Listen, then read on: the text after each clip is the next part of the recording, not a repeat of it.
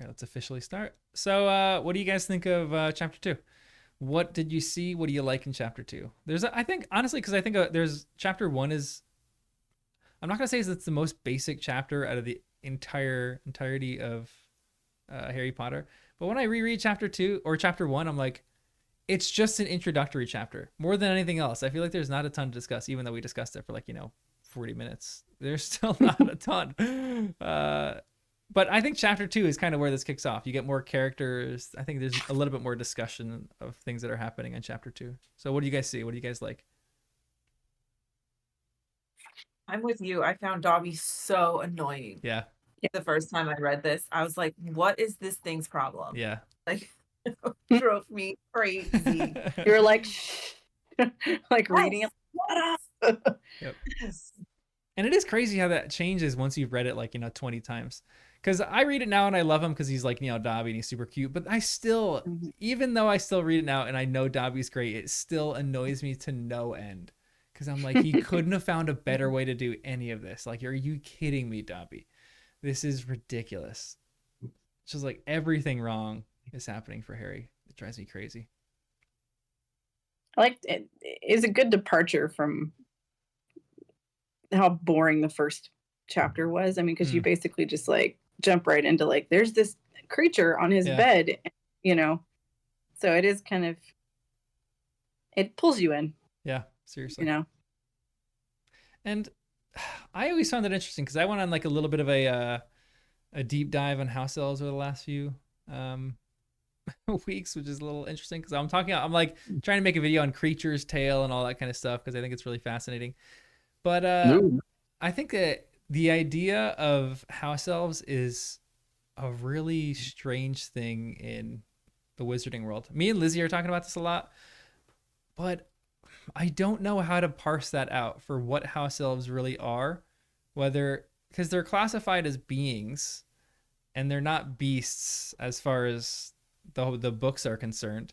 So I get really curious for like what the ethics of what house elves should be and what they should do. Like, is it in their nature to serve and to like want to be subservient to wizards, or is it in their nature to like serve themselves and be really good, help for themselves? I think that I don't know why, but I think it's so fascinating to think through the ramifications of what Hermione was actually doing, because she wasn't out for their liberation. Like that was a misunderstanding that Ron had.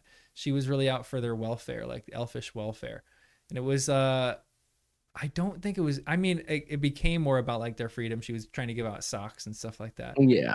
But like, do you just free all of them? Like, I'm curious even what Hermione did later on, because in the Cursed Child, she becomes Minister of Magic, and she is a very big proponent of house elves rights. I'm curious what she did for all that kind of stuff, like how she actually promoted house elf rights.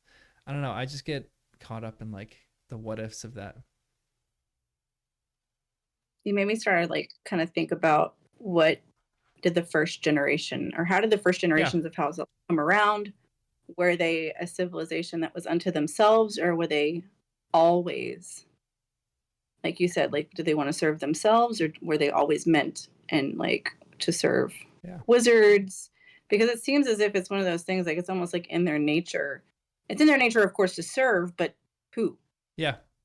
Because there's controversy coming out in the series. Like, people are talking about how that's an issue that needs to be resolved with like Hermione, and how she fights for their welfare and their rights and stuff like that. And people are like, oh, she needs to do this more, and she needs to, like the whole writing needs to change. And I don't think it does at all, to be honest, because I think it's like a very good indication of like where Wizarding Society is at, because everyone wants to, virtue signal and say like, oh, if we just fix this part of the text, then everything's gonna be okay. But I'm like not a big proponent of that. I think that that's like a little foolish, but I don't know, it just raised a lot of questions for like the actual ethics of that in the wizarding world, and what that would really look like for them to be set free, and what they would actually end up doing if they were all set free. And like, are they brainwashed? Are they not? I don't know. And do they want to be set free? Yeah. Oh, I have the Gryffindor 20th anniversary edition of this book, and it has like a whole thing on the house elves of Hogwarts. Way. That's really cool. Yeah. So it says Um, the history of house elves goes back to the very early years of Hogwarts. Helga Hufflepuff, founder of Hufflepuff House, gave house elves work and good living conditions in an era when they suffered or where they suffered widespread abuse. This tradition of offering shelter is one that Dumbledore follows, taking in Dobby, Winky, and Creature. And then it talks a little bit about how like they keep their family secrets, but obviously, like, you know, if they're like Dobby or Creature, they can like figure out ways around it. Um, but then it says the treatment of house elves reveals an underbelly of exploitation and prejudice in the wizarding world. It is no surprise then that Hermione Granger takes up their cause in the year of the Tri-Wizard Tournament, founding SPEW, the Society for Promotion of Elvish Welfare. As house elves can only be freed from their masters or mistress if they are presented with clothes, Hermione makes it her mission to liberate them. And then it just says Hermione begins her post-Hogwarts career at the Department for the Regulation and Control of Magical Creatures, where she is instrumental in greatly improving life for house elves. I love so that. Maybe it's like laws about like for like Dobby said, the family is always reminding me to do extra punishments because they're the Malfoys, but you know, like maybe things like that. Like you can't order a house elf to punish himself, you know, or you have to provide them, even if they don't want clothes, you have to provide them with like something to wear that's like clean and cared for, you like know. You be their steward versus like they're like a slave owner, basically. Like you are taking you have to take care of them just as much as they're taking care of you. Maybe. Right. Yeah, absolutely. And maybe like give them the option for freedom. Like what's crazy to me is when they were talking about the house elves at the beginning and Ron said like Mrs. Weasley is always saying like how she'd love a house elf.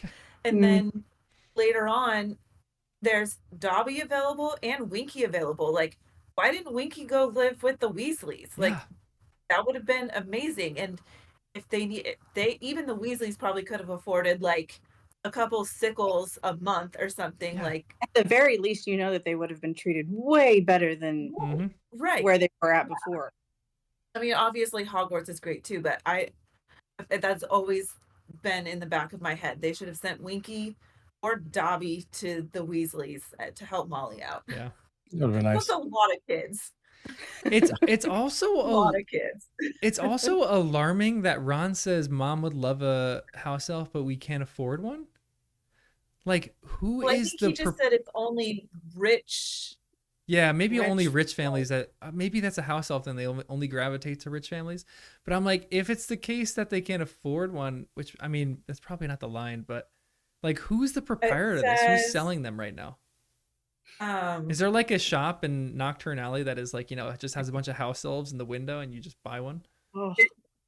This just says few modern wizarding families have them. They are most often connected to ancient wizarding families who have been known. And then they pass them down out their heads.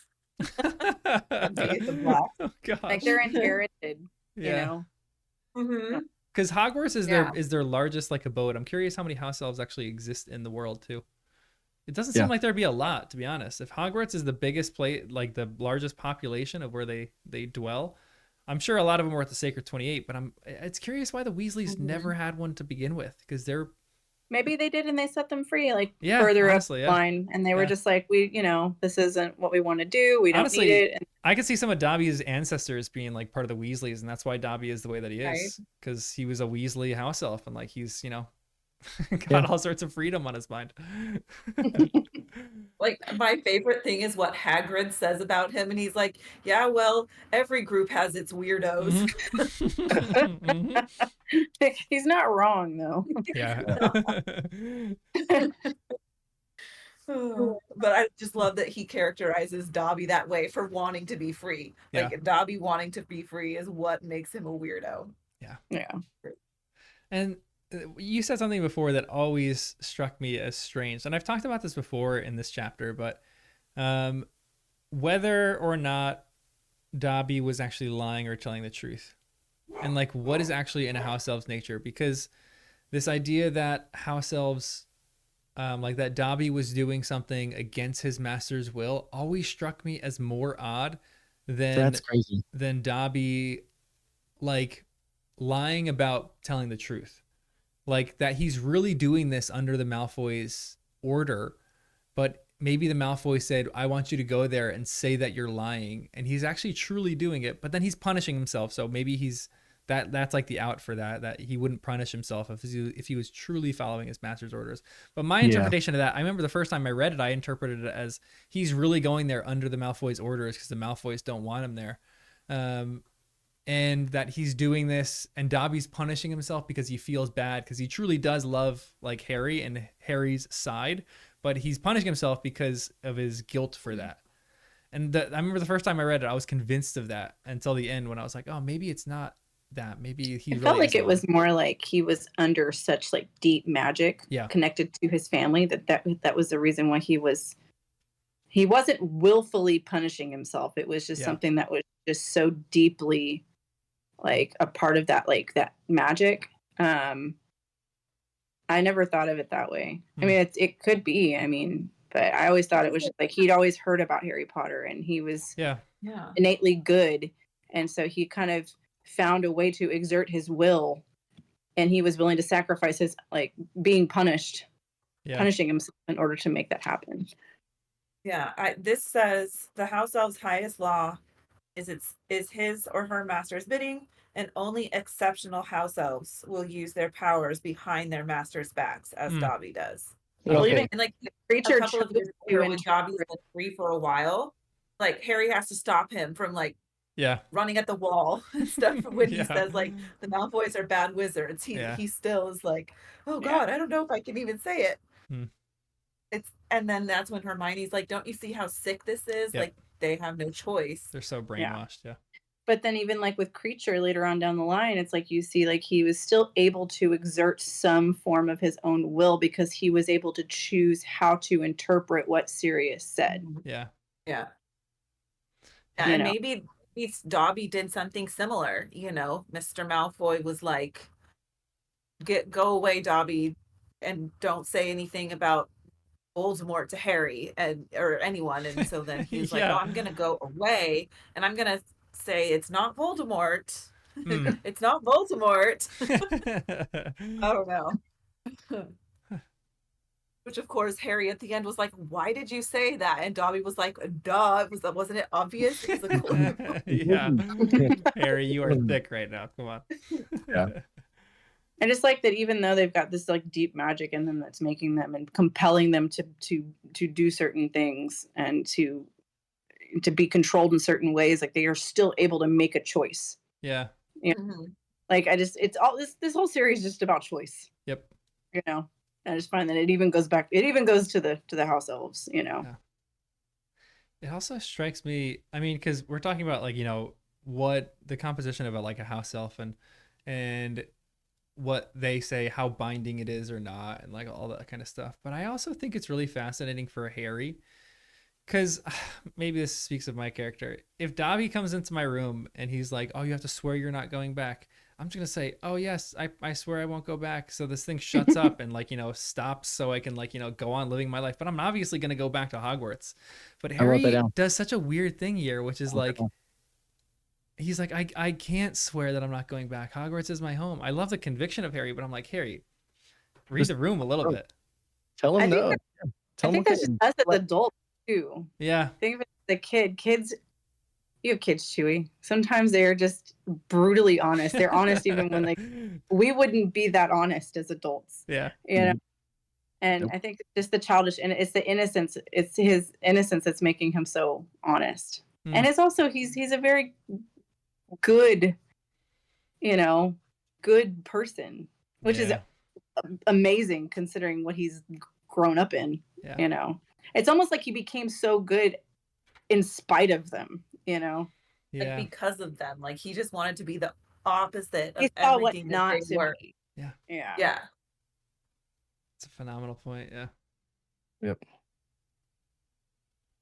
it's like he's just so nice to Dobby too, you know.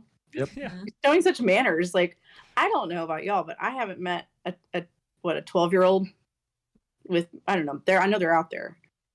They're not many of them have the manners of Harry. At least not over this side of the pond. Like maybe in other countries, but our kids tend to be snotty sometimes.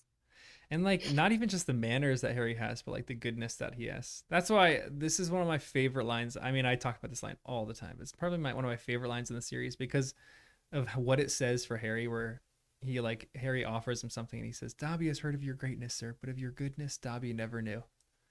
And I'm like, for a 12-year-old kid like that to just be genuinely good is, I mean, it's like not astonishing. I know, like, you know, some kids that are that age and that are like good kids. But like for him to just be so kind and so good and like still he's the world's most well-renowned wizard for surviving the killing curse. And for that not to get to his head. And I love that this book has that line as well, because like how much that could get to his head, he could turn into Lockhart. And I feel like, again, we'll talk about that later on in the series for why Dumbledore even brought Lockhart in. But I'm like, a lot of people talk about he brought him in because he wanted Harry to see like what he could have become if Harry really had a wizarding upbringing, and like if he really knew how famous he was, he could have possibly become Lockhart. Well, also letting it go to your head, you know. Yeah, and that's seriously. So yeah, I would say that also the fact that he is that polite and that respectful, and was raised by the Dursleys, not like my grandma. Like my grandma would have made him right. I mean, that's exactly what he would be like if he was raised by my grandma. But like he wasn't. He was raised by Vernon, who's Vernon. So. It's a great way to say it. Vernon is just Vernon. We should use that. The mold with him. No. Yeah. Good job for him for being so respectful and polite. That, so. That should become like the male version of a Karen. Rather than a Karen, you're a Vernon. Oh, that's perfect. Let's make that stick. Yeah, just spread that around. Yeah, it started here first, guys. And like only the true readers would understand. Like, I don't get the deal. Oh, okay, I got it. So. But it is interesting what you mentioned, though, Katie. I feel like Harry is good, almost in resistance to the Dursleys being so bad. That like he is truly and fundamentally who he is because he sees such a bad example of these people, and he's like, I want to be completely opposite and exactly different from these people. So I'm gonna, you know, whatever they are, I'm gonna be the opposite of. It's like the whole like when you grow up in adversity and then like you build your own business and you become really, really successful, and then you have kids and you spoil them rotten, and then they live with you until they're 40. Yeah, right. You know, it's and then they have kids who have parents who are dependent upon them, and so the cycle starts itself all over again. So trying not to create entitledness is tough. It's tough though. No, I know it's you have kids that definitely it builds character, I think, when you grow up in adversity like that, when you grow up with the bad example. Not always. I mean, it just depends on what kind of character that you've got, what kind of ingredients you're working with, you know, because not every kid would have turned out like that. Yeah, agreed. I mean, you have the perfect example. You got Dudley. But obviously, I mean, they're in the same environment, but they're being treated completely differently. Yeah. And Dudley's mad that he doesn't have 32 presents rather than, you know, whatever it is, 36. 36. Like that, yeah, 37. So it's like. So I wonder, like, if the roles had been reversed, if Harry had been the Dursley's child and Dudley would have been in Harry's position, like, would Dudley have turned out like Harry, and what if Harry turned out like Dudley? You know what I mean? Fascinating, yeah. It's like the nature and nurture debate, yeah. So I could kind of speak on that. Like I had an abusive stepmom when I was growing up, not the best one, right? And so her son was always taking like the favoritism, and her son was the one that got everything he wanted and all this stuff, and I can ask for a popsicle and she would say no, and then he can ask for a popsicle and she would say yes. You know, and so there's a difference growing up between who he was and who I was, and even my brothers. Like, you know, we were all treated different than her own children. So it does happen that way. It does become different, and so it's kind of weird. I'm sure he's good now. You know, he's grown, he's an adult, he's doing his own thing, and not part of the life anymore. But you know,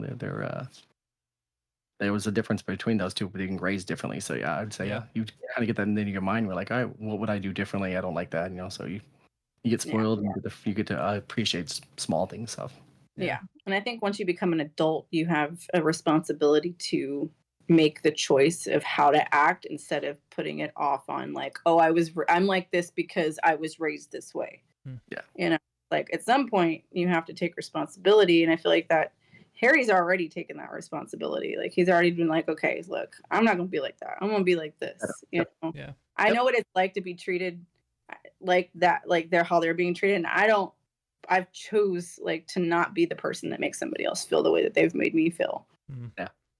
So again, it's about choices. Yeah. So I love that. And I mean, I think we all like know people like that, you know, there's the kids that were raised in humble beginnings, and like there's like a sense of gratitude and like, I don't know what it is, like an enjoyment of life that people who have, you know, those humble beginnings or even have like rougher beginnings in their life can have.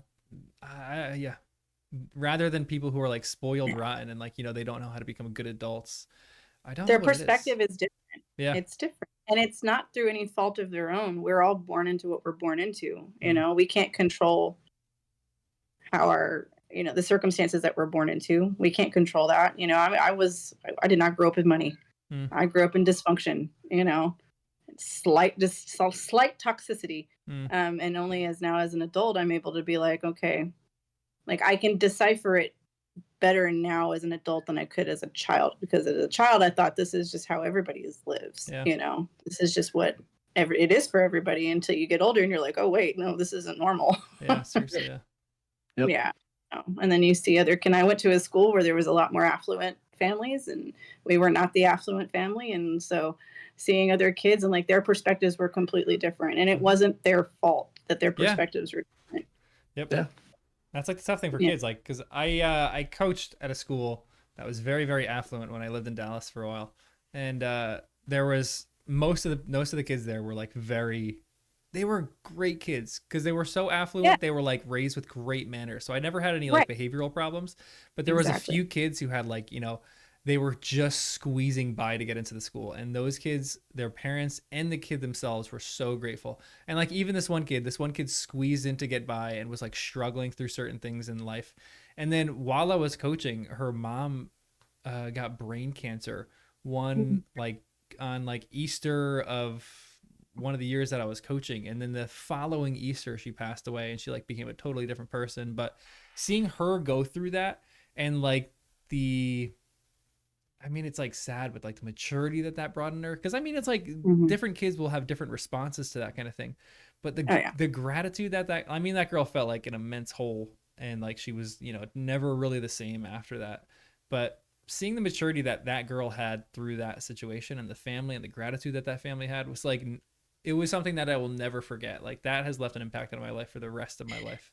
I think that you touched on something too, like maturity, because there's a definite difference in maturity between Dudley and Harry. And I feel like that children who grow up in adversity and grow up tougher, they have to grow up faster. Yeah. Almost as a way to self-preserve. It's almost like a self-defense kind of thing.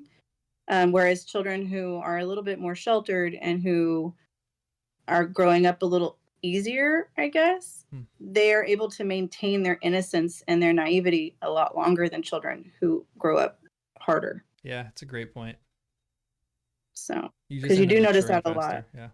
Yeah, the maturity level between the two is like emotional maturity between the two of them is vastly different. Yeah. And they're in the same house. Because I'm sure all of us have worked with people that are like the entitled, you know, rich kids that finally have their first job, and they're like, you know, 35. And maybe they figure it out later after they're in the real world for a little while. But at first, like, it's naivety, like, or however you want to pronounce it. But that's what it is. They don't, it's almost just ignorance. They just don't know any better. They think that this, like, just how I thought this dysfunction and toxicity is the way that everybody lives. Like, they think everybody lives the way that they live, you know? And that's something I'm trying to teach my kids too. Like, not everybody is as blessed as you are. Okay. So, and I think it's important to I don't want to make them grow up too fast, but at the same time, I don't want them to grow up in this bubble and be insensitive on accident. Which is, I know that's the conundrum for parenting. So more power to you. That's like a tough thing.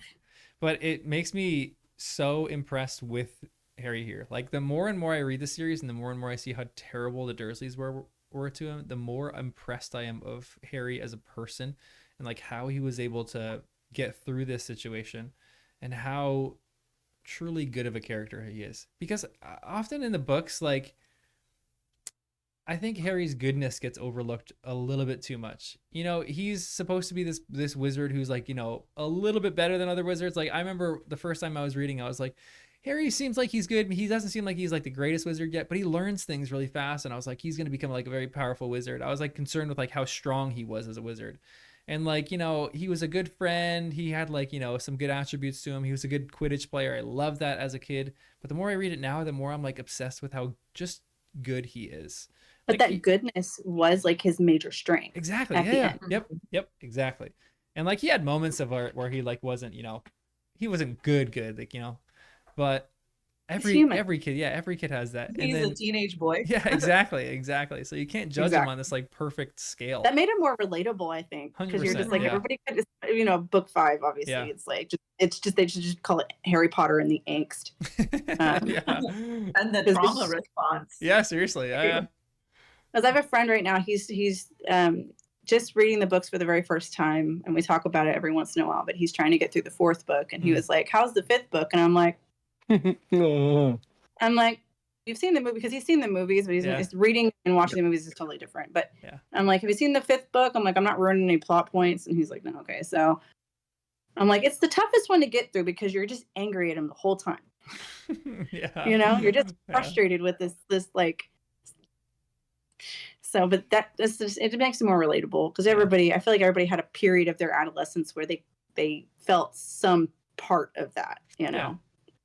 Well, and after what happened to him, I that's a completely normal and honestly healthy response. Like, what was he supposed to do?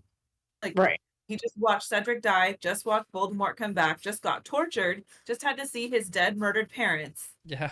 And then go back to the Dursleys, who we just discussed are the worst people on the planet, and then get treated like you are in the dark. Yeah, get treated like you don't need to know anything that's happening. Nothing at all. And then your friends aren't helping you like you think they should.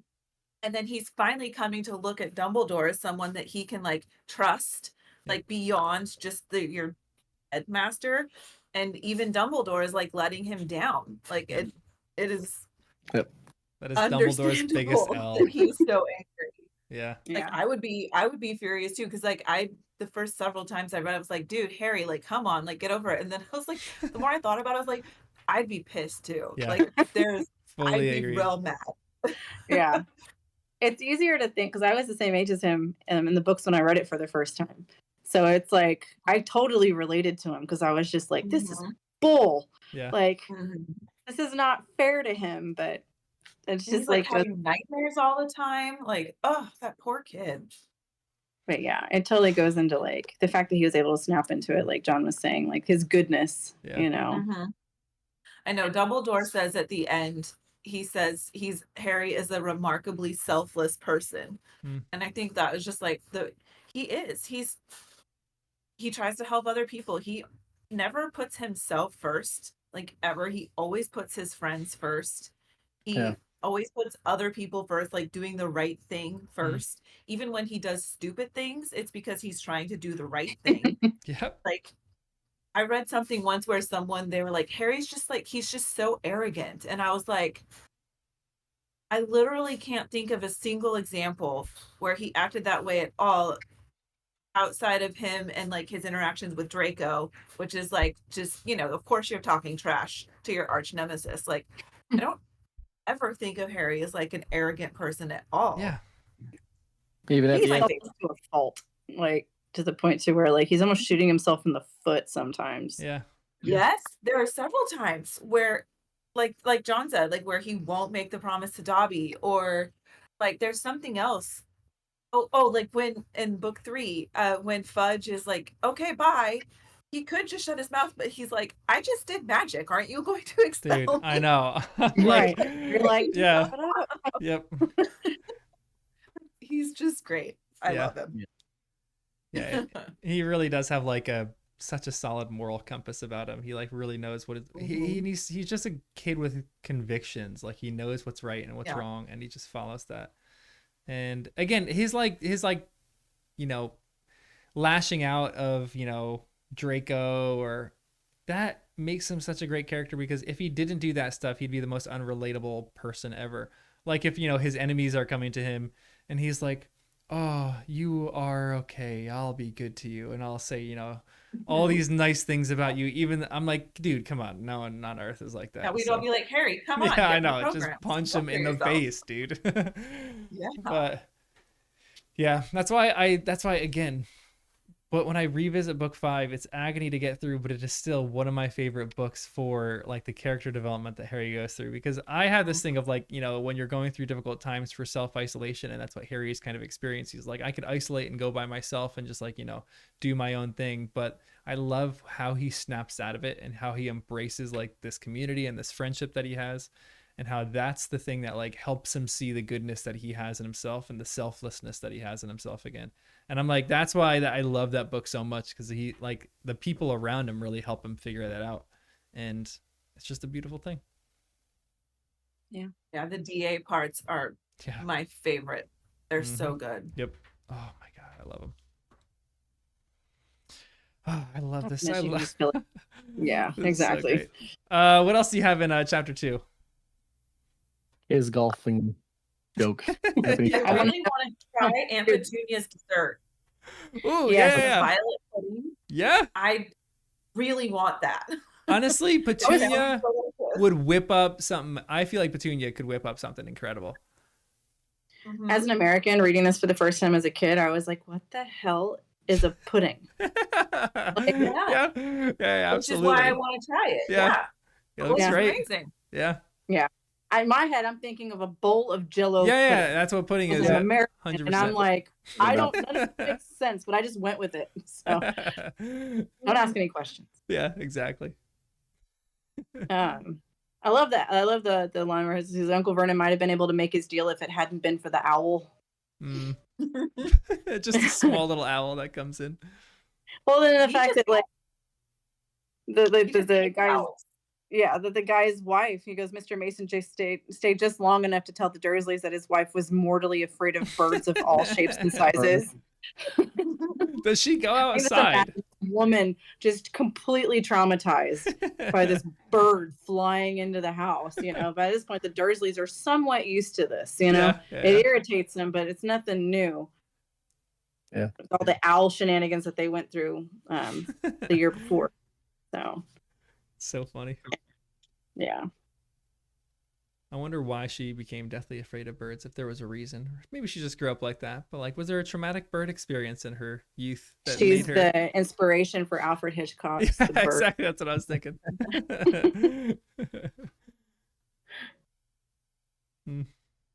The Japanese golfer's joke that he has. You could find some different ones online. There are a couple different versions that you could find, but it's kind of funny, and some of them are funny and inappropriate. But it's funny that in this book here, it doesn't say anything about the line of, and then on the 9th hole, and so they put that in the movie. Yeah. And so when you start looking for that online, you're looking for that line of on the 9th hole, and you'll find that some of it refers to that. But it sounds like, and my theory of this is that when they were making the movie, they're trying to find a golfer's joke, and so they found whatever one they wanted to use, and they used that one, and they took a line from that to put into the movie, but it doesn't reference the book, so the book's just says the golfer joke, the Japanese golfer joke, so it doesn't say what it is. So I was like, I want to know what the joke is. I know, seriously, I would love to know. What if you ever get J.K. Rowling in a room, you can ask her, what was the Japanese golfer joke? Yeah, what's the real one, not the movie version. Yeah. So. And the story about the American plumbers as well. That's the other one. Humbles. Yeah. Yes. Yep. Oh, of course. I don't know. It just seems like, I don't know. I like the second chapter just too, because you get to Dobby. It's kind of a whirlwind chapter. It goes real fast and it's real short. Yeah. And like you get to the end of it, and and there's Ron. Yeah. And we're like, oh my gosh, it's such a good ending to this chapter. Yep. Because it's like you haven't had any hope in this entire book until that little moment where. And it's the last thing you're expecting. You're thinking, like, I know.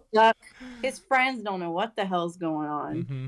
You know, like he's locked in this room. They're feeding him through a cat flap. Like they need to call the police at this point. It's wild. We lets him out once in the morning, once in the evening to use the restroom. And then like the best solution shows up at his window, you know. Oh my gosh. Yeah. I know. And really, out of everyone that Harry would want to see, Ron's face would be the first thing that I think he would want to see. Mm-hmm. Like, oh yeah, and you know he loves Hermione and stuff like that. You know he loves Hagrid, but Ron's face, just like, oh, it's such a good image. It's so great. Ron's a good friend too. Yeah. Not many people would have done that for their friend. Oh my god, I know. Or even had the idea to. Honestly, because it was Ron's idea, or was it the twins' idea? Does it mention whose idea it was? I think he was like, I think they kind of cooked it up together, right? Yeah. Like Ron was telling Fred and George that he was worried about Harry, and they were like, let's steal the car. Yeah. I'm sure Fred and George are the masterminds and all the detailed planners, but Ron was probably the mastermind behind like the grand scheme of things. Ron was had the like, I go save him, and the twins are like, this is how it's gonna happen. Yeah, absolutely. Yeah. Mm-hmm. Yeah. Wait, we were gonna steal the car tonight anyways and go fly. It's why don't we? Yeah, seriously. Let's just go to Surrey real quick. And I love the idea that I always love this, that the twins, like, because they can't use magic. You know? Mm-hmm. So they whip that's out, a great point. I've never thought of that. Wow. I love it. You know, they're like, don't worry about it. We can get your stuff. Like we know how to pick locks. Of course you do. If anybody in the wizarding world knows how to do stuff like that, it would be you two. Yeah. That's a really great, I have never thought about that's really the real reason why they're doing that. And they're not using their wands. I mean, they know that they can't use magic, but if they let it slip, because they like technically they could use magic at the Burrow without really getting caught. Correct. Yeah. But I'm sure the Weasleys have somewhat of a hard stance on that. I imagine the Weasley family is like, you know, they probably don't let Ron or the twins or anybody who's underage really do magic. Yeah. Maybe every once in a while for something, but I don't know. I feel like they'd be a family that has like somewhat of a stance on that. I feel like it's one of those things like with the householdy kind of stuff. Like I was taught how to do household stuff as a kid. How is she supposed to teach her daughters or even her son how to do household spells without being able to do it at home? Because it's not something that they have a class for. They don't have like Wizards Home Ec. They really should, though. To be completely honest, they really need to do that. Because I mean, one of my favorite Harry Potter facts of all time is that they didn't have toilets. Like toilets were a Muggle invention that they stole, and they used to just vanish the poop out of their trousers. Where did it go? Yeah, I know. Seriously, there's got to be some like. Yeah, some landfill of wizard poop somewhere in the world. It went to Florida. That's where it was. Yeah. But yeah, it's a they like the classes that Hogwarts needs to have. They need to have a wizard home ec, like, you know, basic stuff, or just like even like wizard orientation. Like like it's good. Throw a Harry in the deep end to some extent, but they need to like, you know, have some kind of an orientation for Muggle-borns. I mean, they kind of do. But like they should have like basic like wizards first aid. Yeah, you know. Yeah. Seriously. Stuff like that. Yep. I mean, this is stuff that we teach we should teach. I know there's a lot of places that don't have home ec and stuff like that anymore. Legitimately, like Hogwarts needs like an accounting class. Like basic stuff. Like this is how you're gonna make money. This is how you like write a check. This is how you deal with your money. This is what a like, you know, galleon is. A lot of write checks now. Yeah, exactly. Yeah. I remember my accounting class in high school was like how you balance a checkbook. And I'm like, I haven't balanced a checkbook a day in my life. They taught us how to write checks when I was in the 3rd grade. Like we had imaginary money. They printed out checks that were like this big, you know, because we're kids. We're writing massive. And it's funny because I'm older than my husband by like 7 years, and so he had to write a check for something. He's like, I don't know how to write a check, and I'm just like, I can't believe you don't know how to write a check, and I forget sometimes. That's great. And I'm just like, this is like it blows my mind. It reminds me of how old I am, and it bugs me. I don't like it. In my head, I'm still 22. Yeah, okay? Absolutely. Yeah, it was my birthday yesterday, and I am 100% in denial. Happy birthday. Oh, yeah, thanks. I got myself a squish present. Oh, I love that. That's perfect. He's got his Quidditch robe on. He even has a hood. Love Oh, that. that's cute. Got the hood, and it even came with a little snitch. Oh, that's cute. It's over there. But yeah, That's cool. Phenomenal. I've been hugging it ever since. I love it. Those are like I just did Barnes & Noble yesterday, and every time I go there, I'm like, I will take one of everything, please. And now I just need a room to put everything in. Like, that would be nice. Who was doing the bubbles? Oh, it's a weird thing on Mac. It might be on my computer. Anytime you do a thumbs up for a Mac, it shows a thumbs up in a thought bubble. There you go. I don't know. Interesting. I got one somehow. It popped up. I was like, wait, what just happened? Yeah, okay, sorry. It's weird. I know. So I got distracted. Who did it? Who did it? It doesn't. It just the computer recognizes it. It's weird. It's creepy. Because that's come up a bunch of times in the podcast. No, I didn't do it at all. Because that's happened on the podcast when we've recorded something. Balloons have all of a sudden come out of nowhere. And I'm like, what the heck is that? And then I realized, like, I Googled it and someone's like, oh, if you say like awesome or some weird word or something like that, thumbs up, balloons pop up. So I don't know. Oh, that's crazy. Okay, that's creepy. Okay. Chewy was going crazy in the corner over there.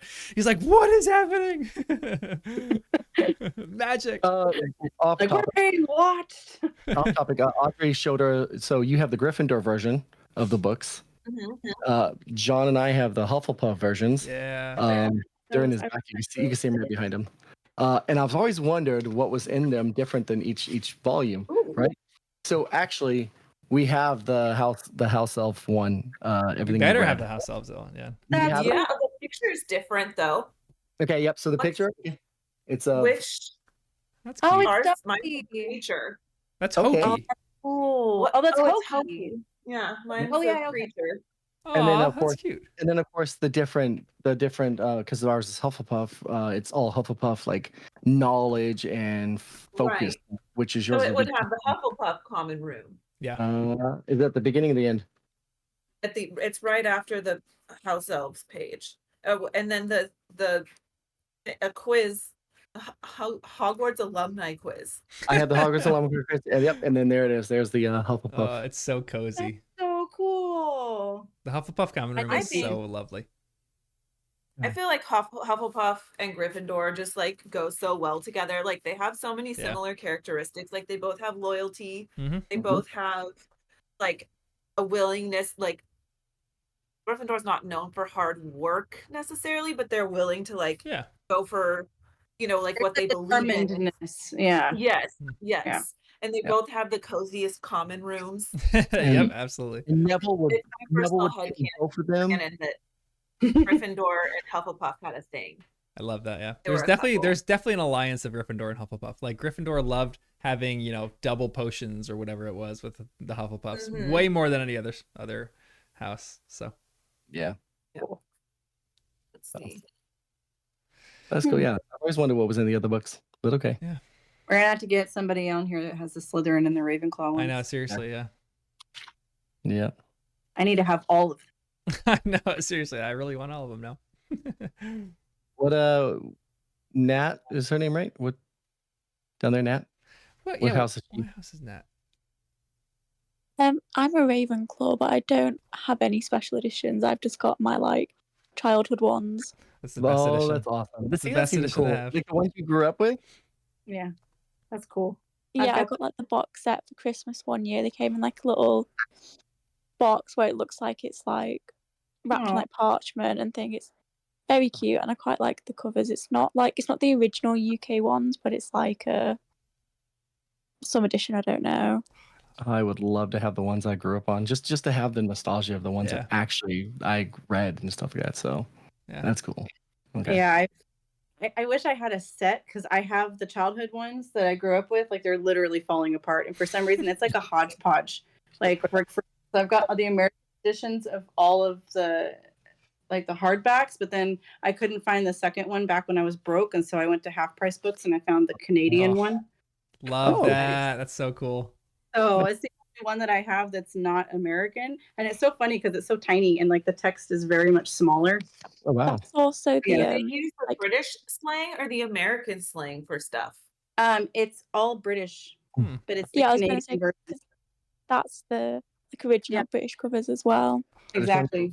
Okay. Yeah, it's much better that way. Yeah. I'm with you. Yeah, it is better that way. It's really cool though, because I can definitely tell the differences because they just use different words for different things and stuff. But I like it. But yeah, having the childhood ones, Chewy, like the first book I have is from 97. Oh, that's awesome. It's got like coffee stains on it. Yeah. And, like, yeah. food and Yeah. That'd be cool. I'm really bummed. They just put in the Discord, somebody, I don't remember who it was that posted it, but Mina Lima's not going to be doing the rest of them. And I'm really bummed about that because I just bought the first one, you know? Yeah. But it's okay. I have the third. They're going to continue. It's just going to be a different artist, right? And that's fine. And I think it's the same with the big ones too. Jim K. Yeah. Which I'm bummed about. Yeah. He took a step back. It was for his mental health. Yeah. Correct. And I think that is ironic because it kind of came after book 5. Yeah. And yeah. He was struggling after that. And again, we got to figure something out because we're reading the Jim K ones, and so here. I know, Chewy, you need something quick. I need something because we're gonna get Google Goblet of Fire here soon, and then I'm gonna be like, yeah. The last 2 books, sorry, kiddos. After we're done, we got to go back. They've got Order of the Phoenix, and they do. But it's a long one, so just stretch it out, you know. Yeah. Oh yeah. Exactly. And Order of the Phoenix has way less illustrations than I really wanted. Like it didn't. And now we know why, right? Like he was burnt struggling. out. Yeah, he was. Yeah. I just wish there would be some news about it because there's nothing. I know. One thing I read something that he said a statement, and I think like the Neil Packer, like the guy who helped did it. Yeah, he with him in book 5. I think it's gonna be. That's what I've heard too. Okay. Yeah. But it's been a very long time. I know. I want them to give me some news, give me some date, you know. Yeah. Anything. Yeah. I think we're working on it, you know. Yeah. I want them all too. Like I want to be able to. That's why I've been getting them. Like I want to be able to read them to like my kids that I have someday. Like there's incredible. Yeah, it's fun. It's going so awesome. Yeah. We read the book, and then when the picture comes up, I'd stop and pause and show the kids. Right, something would show up like, hey, here's whatever the picture is of this or something. Right. So we just did the Quidditch World Cup, and they showed a picture of Crumb. Looks nothing like the movie. Yeah. The first book we did the first book, and there was a big giant picture of Snape. Right. And so in the movie, when we watched it, Snape came across the TV, and it was awesome because my son was like, "That's not Snape," you know. I love that. And his had the book. I was like, yeah, that's Snape. He goes, no, the book was different. I was like, oh, I thought it was funny because it just didn't pick up because we all, didn't think about like what it looks like, what they drew, and totally different. Even like the differences in like what Mr. Weasley looks like in the movies compared to the Jim K version was pretty cool. I wish I could still remember like what my mental picture of the characters was before I saw the movies, because I definitely had a mental picture of them. Mm-hmm. I can't remember what they are though anymore. I've just got the actors. You got the actors, yep. Part of the reason some of them I remember and some of them I don't. Like my headcanon version versus, and like some characters, like I will have the movie in my head. Others I'll have the Jim K version in my head, and then others I'll have like my own. I don't know what. I think it depends for me. If I don't like the way they did the character in the movie, like I hate the way that they wrote Daniel. Like I hate the way that they wrote Harry in the movies. It's not Harry at all. Yep. So when I think of Harry, I don't think of Daniel Radcliffe because that's not my Harry. Fully agree. And Dumbledore too. Oh my gosh! Like don't even get me started. I can kind of see what you mean. It's almost in my head. Like it's mainly just because I'm a very visual person, so I feel like that image is in my head, but it's the image has the book Harry. In it. Yeah. You know what I mean? Yeah. Yep. Because if you're right, the movie Harry is. That's the reason I love the Jim K's version so much. Personality. Yeah. He's just kind of there. And there's there because he has to be. There's that meme that like when the HBO show was coming out, all the people who love the movies were sending that one meme that was Harry in the 8th movie when he says, "How dare you stood where he stood," and everyone's like, "Oh, this is about Daniel Radcliffe," and I'm like, No way. I'm like, please, whoever takes over is gonna do. I think he's gonna do a lot better. I mean, like, Daniel Radcliffe did good in some parts. I think he grew as an actor. But I'm like, that is not Harry in the books to me. Dumbledore is the same. There's so many characters that I have a long list. I think there were some good ones, and I think they changed some characters. I think not for the better, but in an appropriate movie version. Like, I think the changing of Snape is actually a good movie change. He's reprehensible in the books, and he's like greasier in the books. He's a little grosser in the books, and I think the change they made in the movies with Alan Rickman was appropriate. I mean, there's good parts of it, there's bad parts of it, but Harry and Dumbledore, I cannot wait to see them change. And even though I love Rupert Grint, I think Rupert Grint was the best of the trio of actors, and his facial expressions are a delight whenever I watch the movies. I remember when I was watching a special and they were talking about the making of the first movie, and I think it was Chris Columbus, when they were talking about the casting, they were like, we knew it was him because it was just like, we'd never seen this face before. Seriously, he's so his good. Facial expressions alone, because he made a comment about the facial expressions. It's so true. Like, he's just the funniest. Yeah.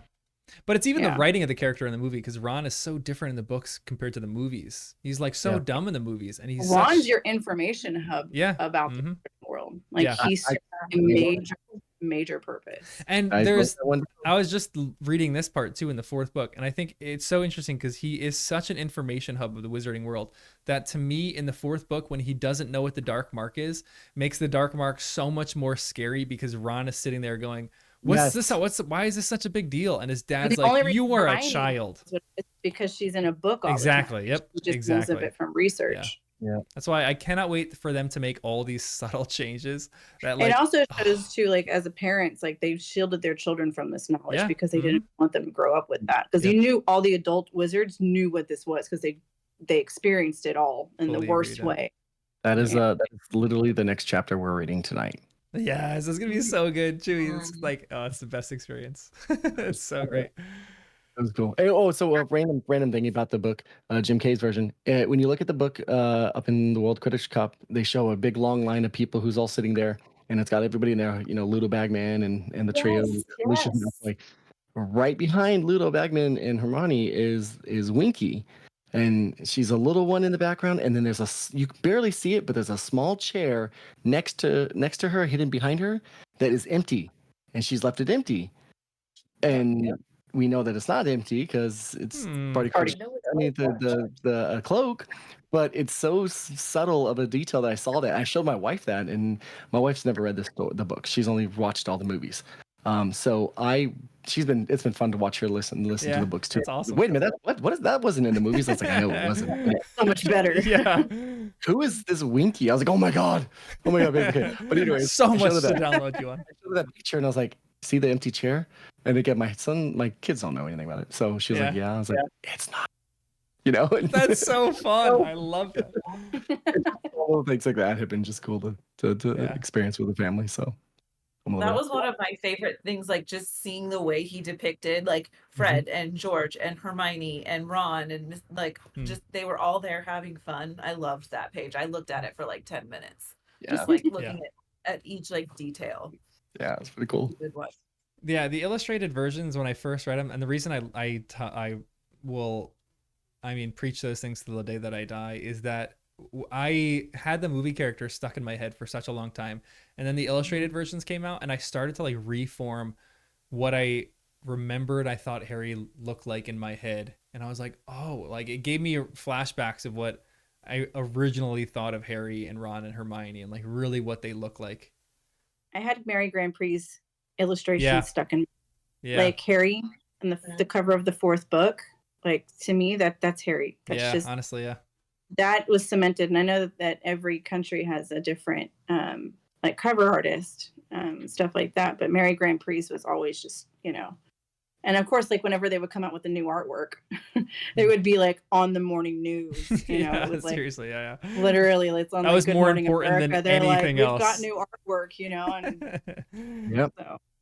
So, the Super Carlin Brothers did a video all about the different covers on the first book only, and I was like, I'm not even gonna give you a bad number, like 30 something, but they did like a whole bunch of different countries and versions and special editions, and they went through all of them and they ranked them all and stuff. It's pretty cool to see. Really cool. I'm gonna have to go look at that because I've seen on the Harry Potter collector when he goes through his whole collection, which his collection is just wild.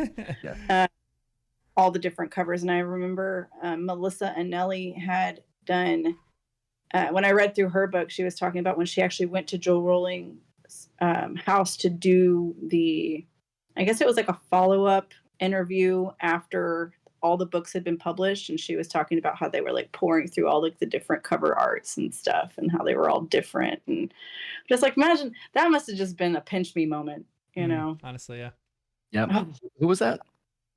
Have you guys seen these ones? Oh my goodness, I love that. I've never seen those. I ordered them from and I'm blanking on what it's called now, but it's like a website, and they have like they have ones for Lord of the Rings, which I didn't like as much, so I didn't get those. But like this is what the front is, and I like the way they made Harry on here. Yeah. And then the back of everyone. I love that. I love that. They're amazing. This one, Chamber of Secrets, is Ginny, and everyone is different. Like Ginny's on the front of this one. I love that. Oh, that is Ginny right there. I love that. She needed to be on a cover, especially that one. Right? Yeah. And then there's Hagrid. Oh my gosh, I love him. Yes.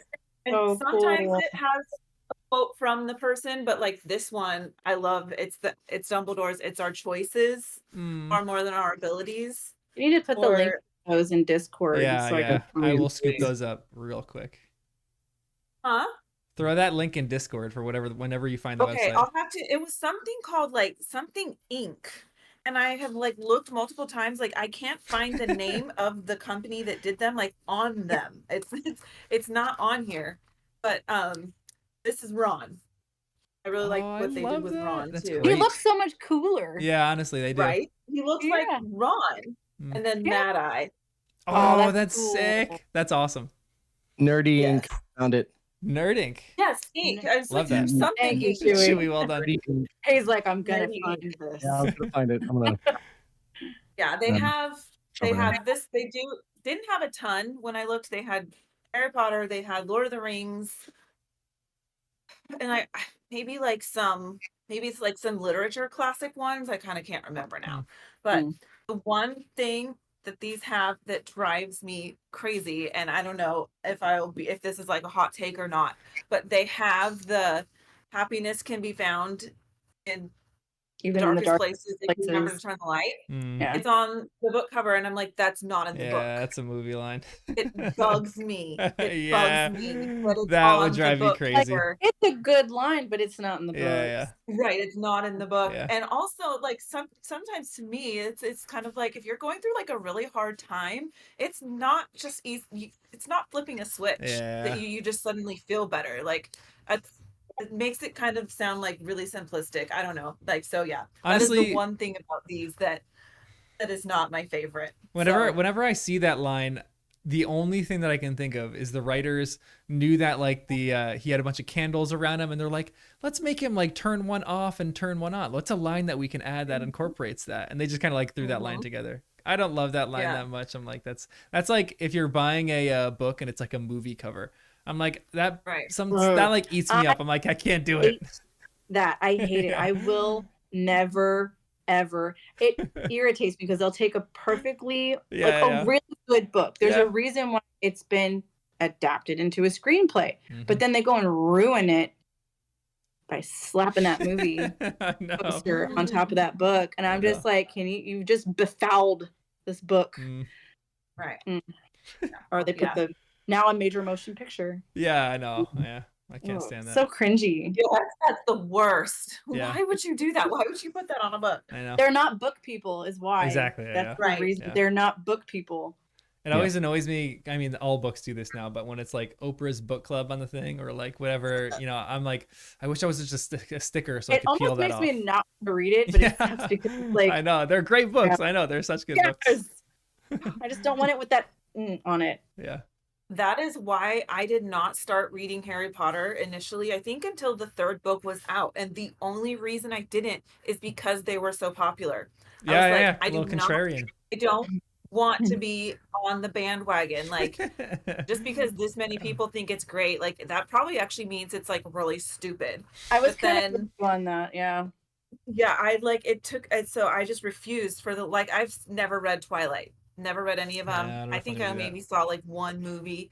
But I was like home alone one day and my brother had the first book and I had read every other book in the house. And so I was like, no one will know. No one will know that I read. You're reading it in the corner like Harry. You got your bed sheets over you reading it. Like wrap it in a different. Yes, I was like, like listening for people to come home so I could like put it away. But like by the end of the day, I had almost finished the book and I was obsessed. And I was like, really admit I'll tell everybody I was wrong. 100%. That is a funny thing about that series. It's like the tropes are so, it's very, but the writing is really well. Yeah. It's just, you almost feel ashamed to. Yeah, I know exactly what you mean. It's exactly the same. But no, like with the third book, I was the same way because I was just like, plus at the time, like reading was not considered cool. Not yet. It wasn't until a couple years later where like the whole thing blew up. And of course, everybody loved reading. But yeah, it was like the third book. But you had 1, 2, and 3 that were published all right next to each other. Yeah. So. Oh, I mean, it's so hard waiting for like 4, 5, 6, and 7. But I almost feel privileged to be part of the generation that had to wait for them. It was because it was only that one generation that had to wait. Like everybody else, you can just go buy them all at one time. You devour them all. Read them like over and over in between. Like I probably have read book 1, 2, and 3 the most because in the years between, I would read them. Yeah, multiple times. I got to the point where I couldn't read them anymore because I knew them so well. So we just turned to fan fiction. That's when fanfiction.net just like had hundreds of thousands, and then you had your favorite authors, and you just follow them, and they would be letting out chapters like episodically, and you're just like, I cannot wait for them. It became like you had like super fans of like certain fan fictions. So. I have not read any fan fiction stuff. I want to. I never. I don't know how to. I've gone on some of those websites where you can try to get them, but then like I don't know what to do when I get there. And I'm like, wait a minute, I don't want to see this. Can you just please put this on like a Microsoft Word, please, for me? And then we used to just print them out.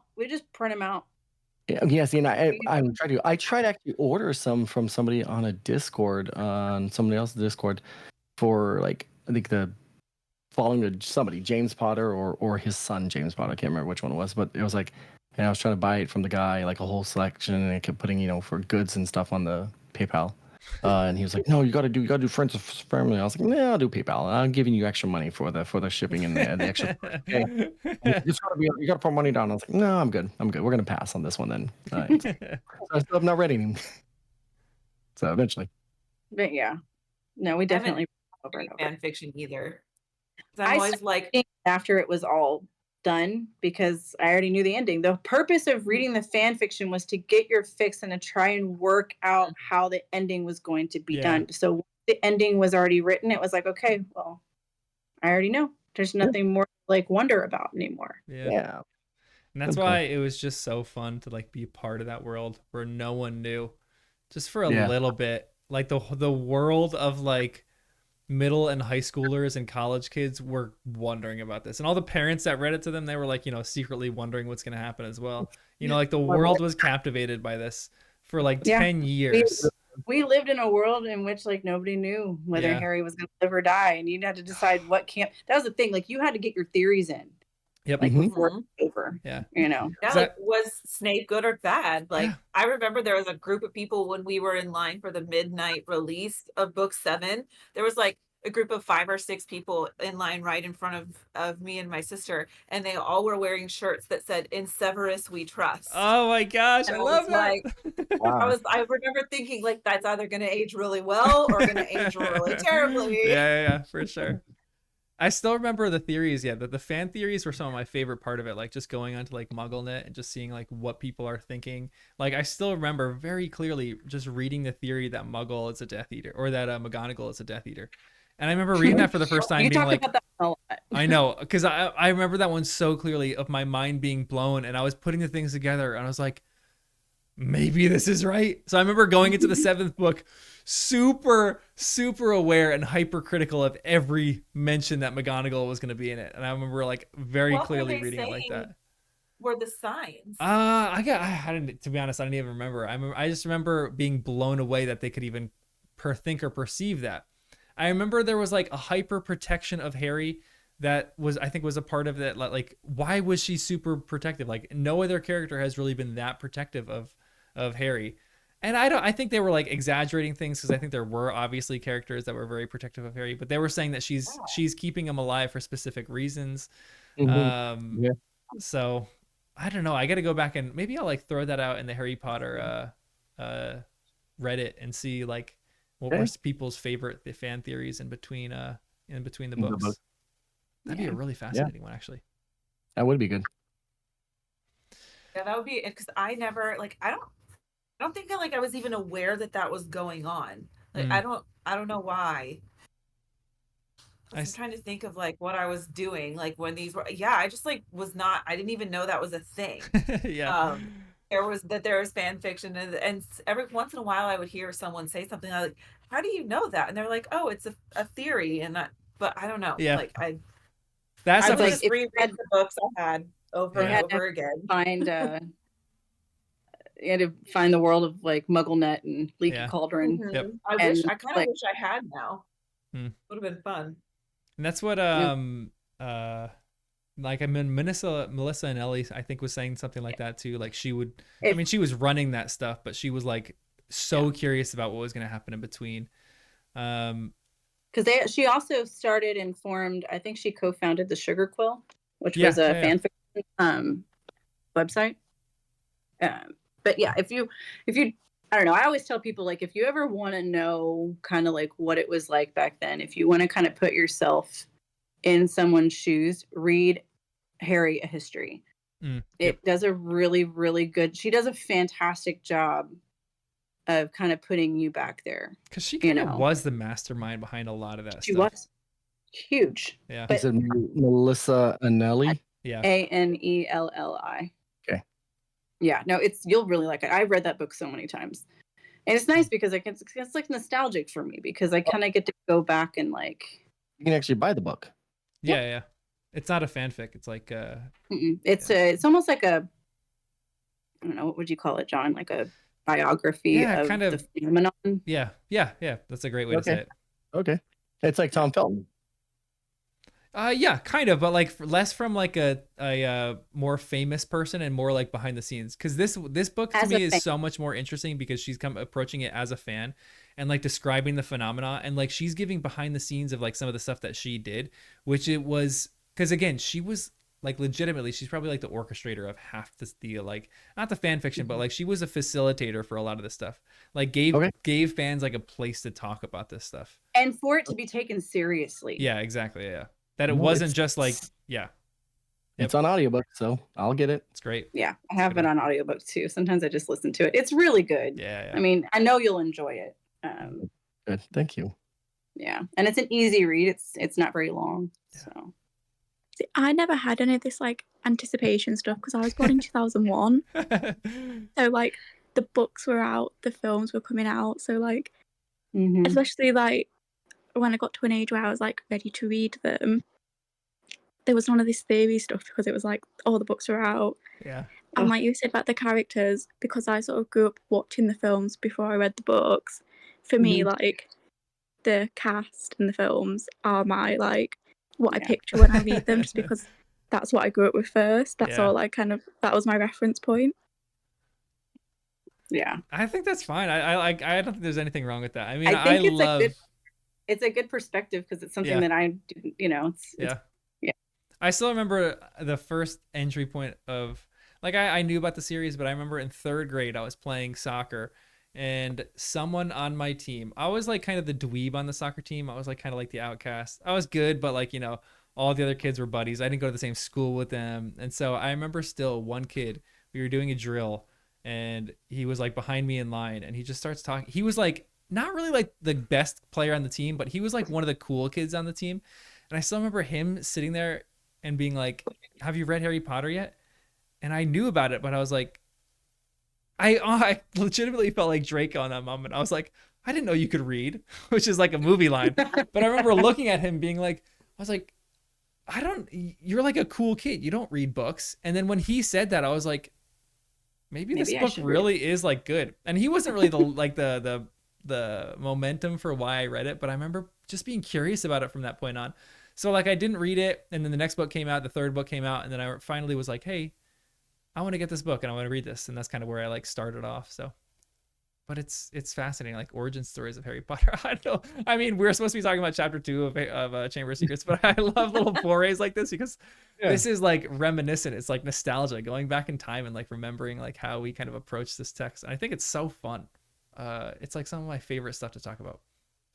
Because again, like it's just like exciting to talk about it with other people that like it this much. Yes. Like most, you know, like a lot of my friends and stuff have read it, but they're not like, I don't know, I'm a little obsessed. So like, oh yeah, I get it.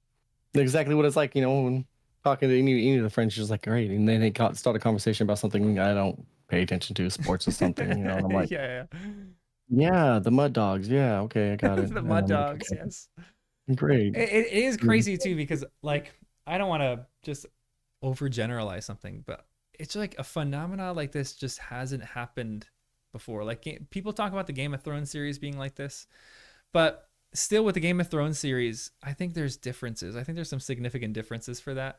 Because like, again, the last 2 books aren't out. It's not like the cultural phenomenon is over. I still think it's ramping up and people are like getting into the books a bit more, and the last 2 haven't been published. But it's like that dude has been writing since what, 1991? And I'm like, he still hasn't finished it. The fact that she was able to finish these 7 books that are a lot shorter than any of the, you know, Game of Thrones series, but the fact that she was able to finish 7 books in the period of time where it was like everyone was focused on this, and like that's only people were talking about that nonstop, and it was like there were such good pacing behind the whole thing, and there was such good like momentum behind the whole thing. There hasn't been like, I feel like, a book series that's really done that. It was like kind of a perfect storm too, because the movies were also being released around the same time, so that widened the audience.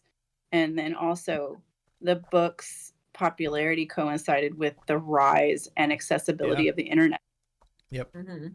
And for kids to be able to have access to other kids, and it just made it easier to be able to create community for younger people, because before that you had to actually physically be able to go to a book club or physically be able to go and meet, and in order to do that as a young person you needed the cooperation of your parents to be able to take you to these things. And with the internet, it made it to where you could be part of a community from your living room or from your office. So it just made it more accessible. So it's a perfect storm. And that's something that Melissa Anelli does talk about in her book. And it totally makes sense, you know. It just happened perfectly. That's why I feel that the word phenomenon is very apt. Yeah, absolutely. But we could go on and wax nostalgic about this. We'll get nostalgic later. How about let's just wrap it up. Let's do favorite lines in chapter 2, unless anybody else had something in chapter 2 they wanted to talk about.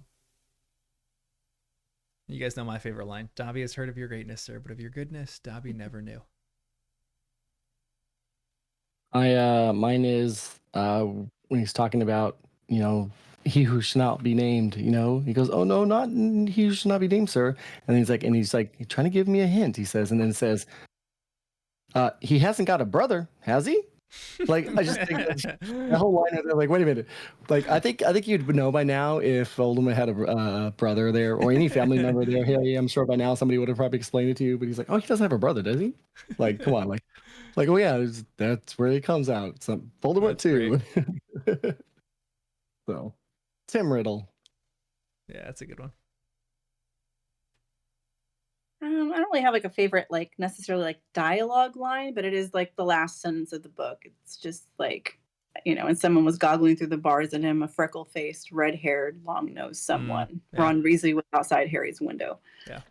It just opens it up. It's just, she has such a great way of ending a chapter to where like you can't just stop that chapter. Like your children are going to be begging you. One more. And you flip the page and it's almost like this is a reason why we finish these books so quickly. Honestly. Yep. Yep. She's a great glad chapter you said ender. that because I was having trouble deciding between that one and one other. So you said that one. So I'll read the other one. It's kind of similar to yours too, John, but where Dobby is going on and on about how Harry's so great. And he goes, Harry, who was feeling distinctly hot in the face, said, whatever you've heard about my greatness is a load of rubbish. Yeah, it's so good. It's just so Harry. You know, he's just like, he's the great. humbleness. Yeah. And it's not like a false humility either. He like, which is Right. sad. He like truly believes it. Yeah. Yeah. Man, it makes him all the better. That's a great line. Mm-hmm. Yeah. All right, guys. Well, thanks for joining us. I'm glad we're doing these again. I'm glad this is back. We'll do the next one, next 2 chapters next week, and then we'll go on from here. Okay. All right, guys. I'll see you later. All right. Thanks. Bye. Yeah. Bye.